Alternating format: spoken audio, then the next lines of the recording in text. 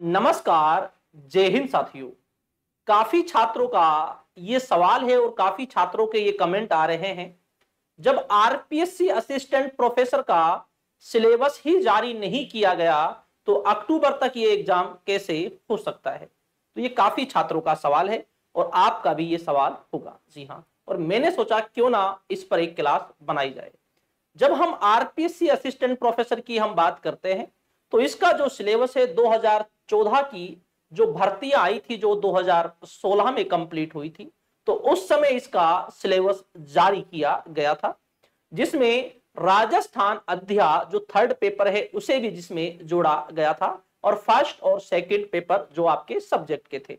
और फिर उसी के आधार पर 2018 में जो भर्तियां हुई थी वो भर्तियां भी उसी के आधार पर ली गई थी। और फिर पिछली जो भर्तियां हैं ये भर्तियां भी उसी के आधार पर हुई हैं।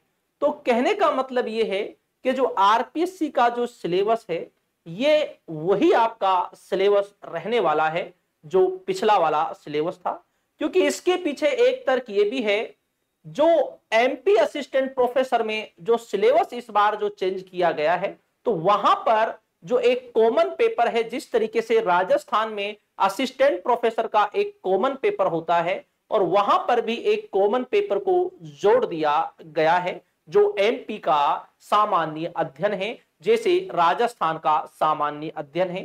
तो जो सिलेबस की जब बात आती है तो सिलेबस पर ऐसा कुछ भी नहीं है।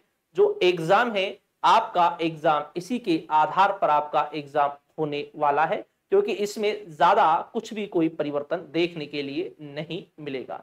तो इसलिए आप अपनी तैयारी को अच्छी तरीके से चालू रखिए, क्योंकि 2016 से अभी तक यही सिलेबस चला आ रहा है और यही सिलेबस जहां तक आपका रहने वाला है, क्योंकि इसके अंदर ज्यादा परिवर्तन बिल्कुल भी नहीं होगा और अधिकांश 100% यही चांस है कि हूबहू यही सिलेबस होगा आपका। इसमें कोई भी कैसा भी परिवर्तन नहीं होगा। जिन छात्रों के दिमाग में अभी भी कोई डाउट है, संदेह है कि अभी तक सिलेबस नहीं आया है तो ये एग्जाम कैसे हो सकता है, तो सिलेबस का यहां पर कोई बड़ा मुद्दा नहीं है, क्योंकि सिलेबस जो है वो सिलेबस आपका पहले ही जारी कर रखा है। जो इस समय की जो आरएस की वैकेंसी होने वाली है वो पिछले आरएस के सिलेबस के आधार पर होने वाली है। तो उसी अनुसार ये कभी भी साइट पर डाल दिया जाएगा, आपका सिलेबस जो है पुराना वाला सिलेबस है। तो इससे आप बिल्कुल ये ना सोचें कि अक्टूबर में ये आपका एग्जाम नहीं हो सकता। तो सिलेबस इसमें कोई रोड़ा पैदा